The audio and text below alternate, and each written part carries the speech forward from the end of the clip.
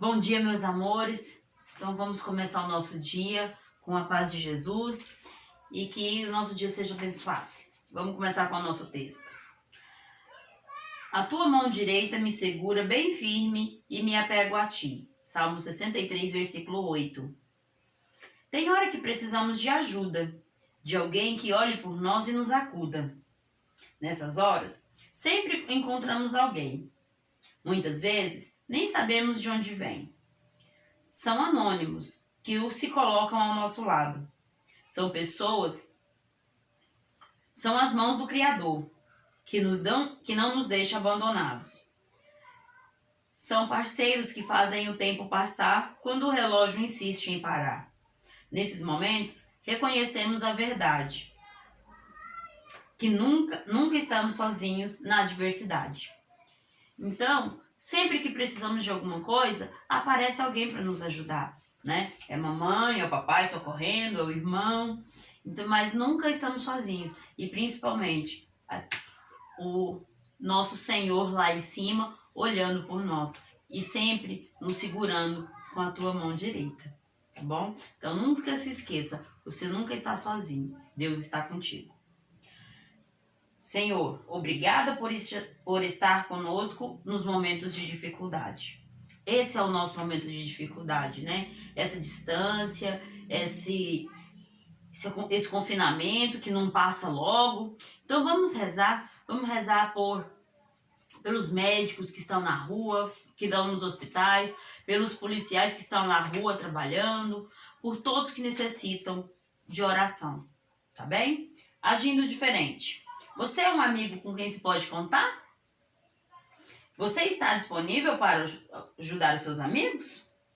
Ou você é do tipo que sempre quer ser ajudado?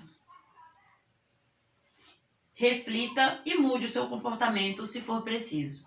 Eu tenho certeza que não, né? Todos vocês sempre ajudaram, todas as vezes que eu via na escola, o coleguinha que esqueceu a borracha, um ia lá e emprestava, é um lápis de cor, tudo isso, é as pequenas coisas que a gente se sobressai, tá bom? Então essa é a nossa acolhida de hoje e daqui a pouquinho nós vamos com o nosso plano de estudo. Não se esqueçam sempre de fazer correção com o caderninho e o livrinho na mão, tá bom? Então é isso, daqui a pouquinho a gente vai com o nosso plano de estudo. Então, galerinha, vamos lá para nossa correção de matemática.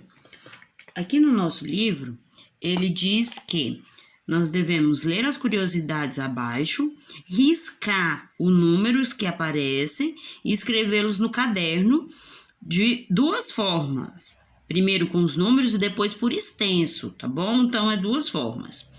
Usando apenas números e em palavras. Então, primeiro os números, depois palavras, por extenso. Peça ajuda de uma pessoa de sua família. Se tiver alguém para ajudar, né, você vai fazer a leitura e vocês vão escrever esses números. Por quê? Aqui, olha só, no primeiro quadrinho, eu vou colocar aqui, ó, letra A, porque quando formos passar para o caderno, nós precisamos identificar qual que é o primeiro, o segundo, tá bom? Então, vamos colocar letras nesses quadrinhos para identificar qual que é o número que você está escrevendo, combinado? Então, vamos lá, o quadrinho roxo diz: a bicicleta é o veículo mais popular do mundo. Existem mais de 1 bilhão de bicicletas no planeta. Só na China são 500 milhões. Então, você tem 1 milhão, tá vendo que eu já risquei? Tá dando para ver o risquinho aí. Então, eu já risquei aqui, ó, 1 bilhão e os 500 milhões. Eu tenho 2 números aqui, então eu tenho que usar os dois, tá bom? Olha só, a letra A eu coloquei 1 bilhão, que com a maneira que está escrita lá, e representei ele em algarismos. 1 seguido de 9 zeros. Ah, por que é importante separarmos de 3 em 3? Para ficar mais fácil de identificarmos o número, tá? Porque sempre contamos 1, 2, 3 e colocamos um pontinho para separar, para identificar a quantidade do nosso número. Tá bom?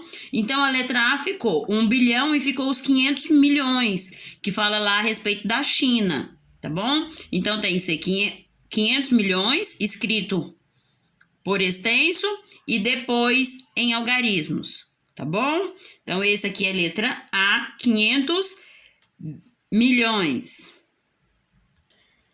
Eu coloquei aqui, ó, a letra B no azul porque ele tá bem grudado no roxo aqui. Então, se eu colocasse lá na ponta, ficaria meio estranho porque ele tá mais para cima. Então, eu coloquei a letra B aqui. Na letra B, então, aparece o 700 mil. Professor, eu coloquei essa ordem, eu não coloquei nessa ordem. Eu usei lá o quadradinho verde água lá. Cinza, não sei a cor que tá no livro de vocês aí. Ah, tem algum problema? Não, gente, a ordem dos fatores aqui, a ordem que vocês colocarem, não interfere, tá bom? Mas temos que identificar. Então, essa aqui, cada uma tem uma letra. Se você identificar ela de acordo com o que você copiou no caderno, não tem importância, tá bom? Então, vamos lá para a letra B. É o 700 mil. Como que ficou ele no caderno? 700 mil, como está escrito no livro, a escrita por extenso, 700 mil, e a escrita numérica dele, tá aqui, 700, seguido de 3 zeros, que é só a casa do 1000. Letra C, 515 quilômetros. O trem mais rápido do mundo faz 515 quilômetros por hora e ele é da França. Então, lá na França, nós temos o trem mais rápido que faz 515 quilômetros por hora. Então, a letra C, 515, por número em algarismo e por extenso, certo? Letra C. Letra D, existem 500 mil rickshaws circulando na Índia. Letra D, 500 em algarismo e 500 mil por extenso. 500 mil, olha os zeros aí, tá? E por último, a letra E, nós temos um elefante queniano gera $1.000 em receitas turísticas se ele viver 70 anos. Então, um elefante, ele dá lucro para os quenianos lá, eles dão $1.000 em receita se eles viverem 70 anos. Aí nossa escrita ficou, primeiro 1.000, que é o que ele rende, né? Então, 1.000, 1.000, tá, gente? Tem que escrever dessa forma, 1.000. Tá? Se aumentássemos aqui 2, 3, não iria colocar aqui, então temos que identificar aqui quantos mil também, tá bom? Então é 1.000. E 70, que é os 70 anos que o elefante vive. Aqui abaixo tem, após fazer atividade em casa, troque ideia com os colegas. Infelizmente nós não temos essa oportunidade, né? Mas se Deus permitir, logo teremos. Mas então, vamos pular essa partezinha aqui e vamos... Ah, é bom saber disso aqui, ó. Podemos responder. Responde aí pra mim na parte de baixo aí embaixo desse quadrinho. Procure saber qual é o transporte mais usado na sua cidade. Qual que é o transporte aqui mais usado na nossa cidade? Todo dia que saímos nas ruas, nós vemos muitos carros e motos. Ah, e o transporte coletivo, será que ele não é também usado? Também pode ser citado. Mas os que são mais usados são os carros e motos. Ou seja, nós podemos colocar automóveis. Tá bom? Que aí fica englobando todos os meios de transporte, os automóveis engloba os ônibus, os carros e as motos, tá bom? E vamos lá para número 2. Na questão número 2, tá pedindo para lermos esses gráficos aqui abaixo e escrever no caderno o que você entendeu das informações. Então, o que quer dizer isso aqui? Esse aqui tá falando para você que cada carro equivale a 1.000 pessoas. Carros por 1.000 pessoas. Então, um carro equivale a 100 pessoas. De 1.000, um carrinho vale por 100. Tá bom? Então, lá nos Estados Unidos, se eu for analisar 1.000 pessoas, quantas têm carro? Eu fiz uma pesquisa lá nos Estados Unidos e perguntei para 1.000 pessoas, quantos tinham automóveis? Então, aqui tem a minha resposta. Lá nos Estados Unidos, tem 785 pessoas. A cada 1.000, 785 tem carro. Certo? Vamos lá analisar. Lá na Alemanha, das 1.000 pessoas que eu fiz a entrevista, só 563 tinha carros. Vocês entenderam por que esse carrinho ficou cortado aí? Vocês perceberam que só tem a metade do carrinho? Esse carrinho, ele tá pela metade porque ele está representando um número aproximado. Se eu for contar aqui, teria 1, 2, 3, 4, 5, 6, porque ele está cortado a metade. Então, ele é aproximado, ele cortou aqui porque o número aqui se aproxima de 600, tá? Então, lá na Alemanha, eu fiz a pesquisa com 1.000 pessoas e 563 tem carros. No Japão, são 558. Das 1.000 pessoas, 558 tem carros. Lá no México já é bem menos, olha só. De cada 1.000 pessoas lá, só 151 tem carros. No Vietnã, 56 pessoas. E lá na Índia, só 25 pessoas. Das 1.000 pessoas que eu fiz a entrevista, 25 tem. Então, como que nós vamos poder registrar isso aqui? Eu fiz a anotação dessa forma aqui, ó. Os Estados Unidos é o país que mais possuem carros. São 785 pessoas a cada 1.000. Então, nós temos que registrar alguma coisa a respeito daquele gráfico que nós lemos. Então, nós podemos falar. Os Estados Unidos é o país que tem mais pessoas com carros e a Índia é o menor. É o país onde o menor número de pessoas possuem carros. São apenas 25 a cada 1.000 pessoas. Então, esse foi o registro que eu coloquei, tá bom?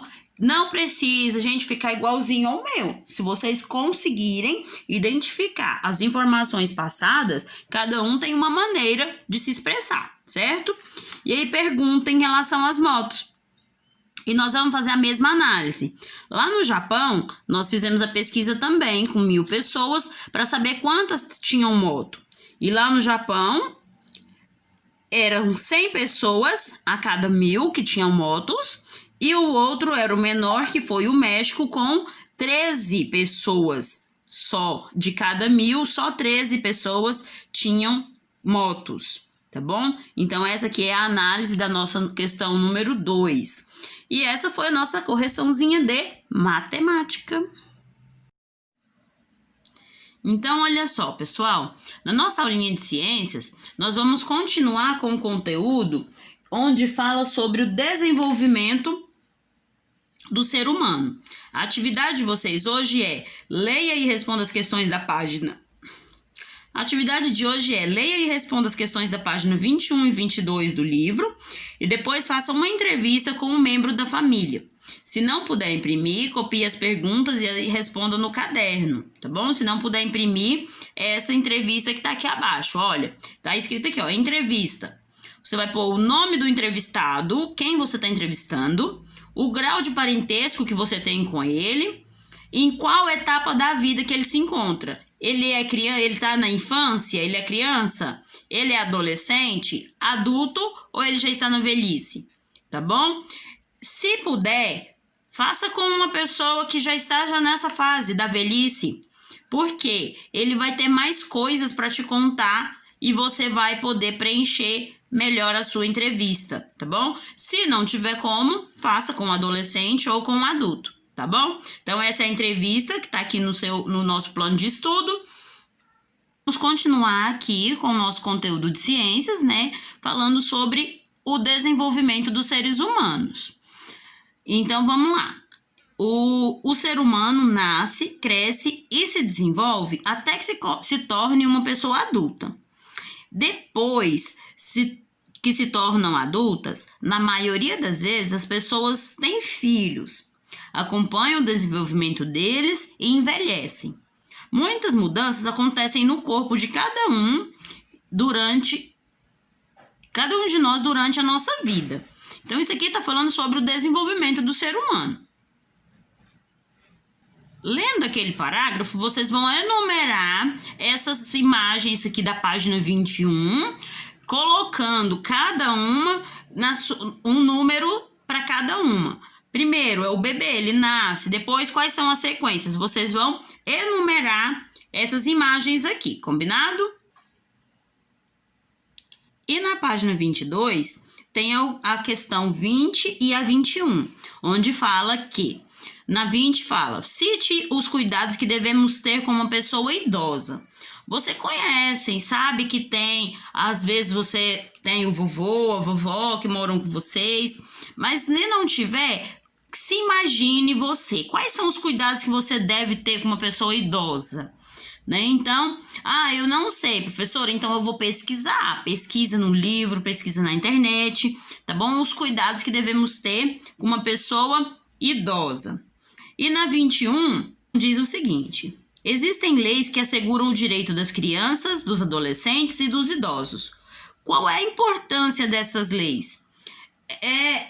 Por que são leis? Vocês têm que saber o que são leis. Leis são regras que você deve cumprir, né? Temos que seguir as leis, as regras que nos é impostas, né? Por exemplo, é obrigatório você votar a partir dos 18 anos. Isso é uma lei. Ela está inscrita na Constituição do Brasil. A Constituição, ela é composta por leis que nós devemos cumprir. Então, vocês pesquisem a respeito dessas leis e me diga qual que é a importância dessa lei, tá bom? No finalzinho do nosso plano de estudo, eu vou colocar um site para vocês, que vocês possam pesquisar a respeito dessas leis, tá bom? No final do plano de estudo, depois que eu terminar de postar a aula, eu já coloco esses 2 sites que vocês podem pesquisar, tá bem? Então, essa aqui é a nossa aulinha de ciências. Então, pessoal, vamos lá para a nossa aulinha de língua portuguesa. Nós vamos continuar com a classificação de palavras, mas agora nós vamos estudar a classificação da palavra quanto à sílaba tônica. O que é isso, professora? O que é sílaba tônica? Sílaba tônica é o que dá ênfase na sílaba, o que a gente pronuncia quando pronunciamos uma palavra, aquela sílaba que tem mais força, ela é mais forte na palavra. Vamos lá com alguns exemplos. Eu vou escrever aqui para vocês, por exemplo, a palavra porta, regador,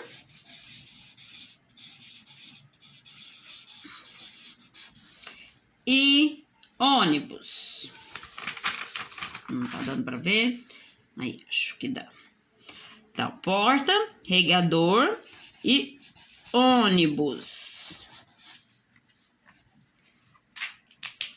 Quando nós vamos pronunciar essa palavra porta, o por sai mais forte. Nós não falamos portar, nós falamos porta.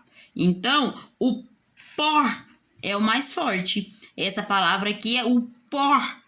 Tá mais forte do que o tá, né? Então, nós temos que ter cuidado com isso, com a pronúncia da palavra, para sabermos qual é a palavra, a sílaba mais forte.